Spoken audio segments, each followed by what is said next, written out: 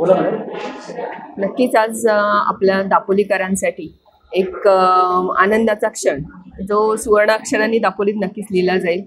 माननीय शिवसेना नेते रामदासभाई कदम, त्याचप्रमाणे विकास पुरुष आपण ज्यांना म्हणतो असे गृहराज्यमंत्री माननीय योगेशदादा कदम यांच्या मुळेच आज आपण नगराध्यक्षपदी दापोली नगरपंचायतच्या बसतोय. खरंच एक आमच्यासाठी गर्वाचा क्षण म्हणायला लागेल की माननीय शिवसेना नेते रामदासभाई कदम, त्याचप्रमाणे गृहराज्यमंत्री योगेशदादा कदम यांच्या माध्यमातून आज दापोलीसाठी जी काही विकास कामं अपुरी राहिली आहे ती पूर्ण करण्यासाठी एक पाठबळ मिळणार आहे. दादांच्या मार्फत नक्कीच 2017 पासून दापोलीमध्ये विकास पर्व एक सुरू झालं होतं, पण आज एक 3 वर्षामध्ये त्याला कुठेतरी खीळ बसल्यासारखं झालं होतं. त्याची खंत नक्कीच मनात होती.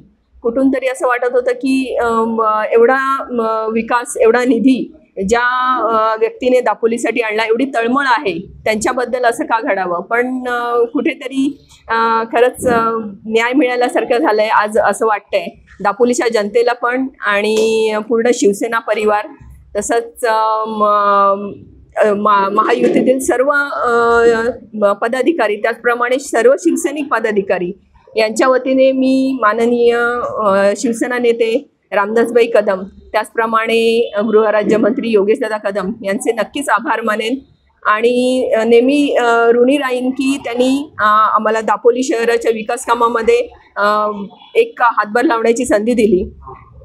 ज्याप्रमाणे माननीय योगेशदादा कदम यांचं दापोलीसाठी विकास कामांसाठी किंवा इतर काही गोष्टींसाठी जे योगदान आहे, त्याचप्रमाणे त्यांच्या मार्गदर्शनाखाली आमचे शिवसेना परिवार पूर्ण, महिला आघाडी असेल, आमचा पूर्ण बेसिकचे हे असतील, आमचे शहर प्रमुख असतील, यांच्या माध्यमातून आमच्या आपल्या दापोली शहरासाठी पाणी प्रश्न असेल किंवा अद्ययावत असं क्रीडांगण असेल, त्याचप्रमाणे आपलं अग्निशमन असेल, त्याचप्रमाणे म्हणता येईल आपल्याला विविध आणि अशा ज्या दापोली नागरिकांसाठी मूलभूत गरजा आहेत त्याच्यासाठी मी नक्कीच कटिबद्ध राहीन आणि हे काम करताना मी नक्कीच माझ्या पक्षाचा विश्वास सार्थ ठरवेन, इथे मी असं सांगेन.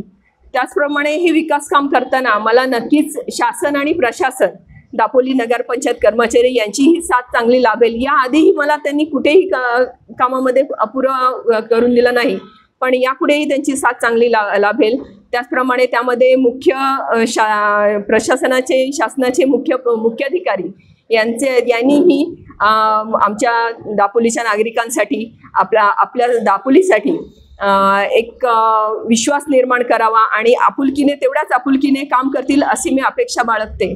आणि आपल्या नागरिकांना मी सांगू इच्छिते की त्यांनी प्रेमपूर्वक दिलेल्या सूचना काही असतील, तोंडी असतील, लेखी असतील, त्यांचे मी नेहमीच स्वागतार्ह राहीन.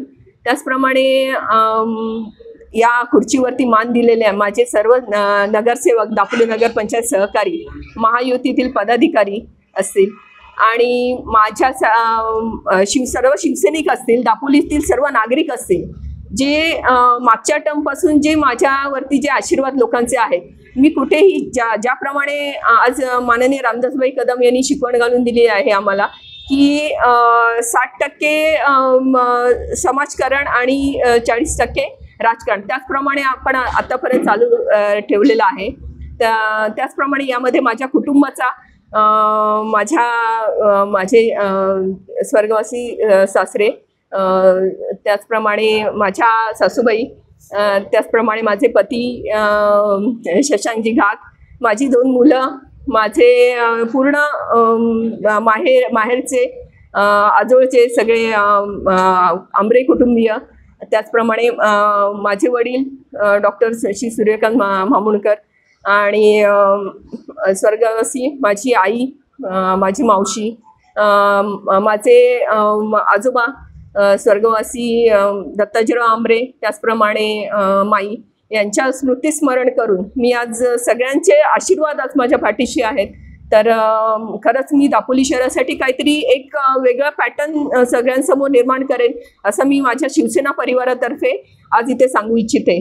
त्याचप्रमाणे गेल्या टर्ममध्ये आणि या टर्ममध्ये माझ्या पाठीमागे खंबीरपणे उभी राहिलेली माझी अशी कोकमवाडी, त्या मरियाई आणि कोकमवाडीतले सगळे माझे ग्रामस्थ आणि आमचा पूर्ण परिवार, तरीच आता मी ज्या वॉर्डमधून आहे प्रभाग क्रमांक 7 कोकमवाडी आणि झरियाळी यांचे सगळं सहकार्य लाभलं, त्यामुळे मी आज या पदावरती आहे. निश्चितच मी त्यांचे पूर्ण शतशः, माझं कुटुंब शतशः पूर्ण आभारी आहे आणि असेच यापुढेही त्यांनी माझ्या पाठीशी राहावं असं सांगू इच्छिते.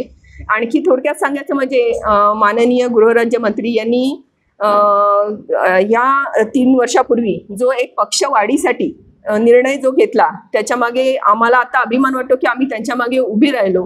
आणि दादांसाठी मी नक्कीच इथे एक वाक्य म्हणून शकते की लहरों से डरकर नौका पार नहीं होती, कोशिश करने वालों की कभी हार नहीं होती. जय हिंद, जय महाराष्ट्र.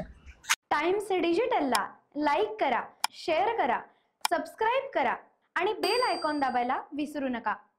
Times digital.